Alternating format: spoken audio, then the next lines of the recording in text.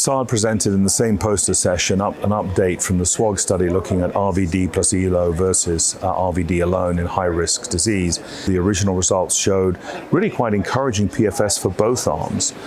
Interestingly, the addition of Elotuzumab to RVD in high-risk disease did show a trend in survival. It didn't reach significance, but it was a trend in survival in favor of the RVD ELO, which I thought was very interesting and quite sizable actually. But again, the hazard ratio didn't achieve the boundary required, and so it wasn't considered statistically significant. But it's nice to see some daylight between curves, and that's what we showed. I think what Saad showed really nicely, though, was the tolerability. The tolerability of Elotuzumab is remarkably favorable, and in my own practice, I use it. I use it as part of upfront therapy, particularly if I'm sometimes seeing a somewhat suboptimal response to the RVD triplet alone. I want to add an antibody, but you perhaps want to keep your CD38 in reserve. I have seen merit to the addition of Elotuzumab in that setting in my own, real-world practice.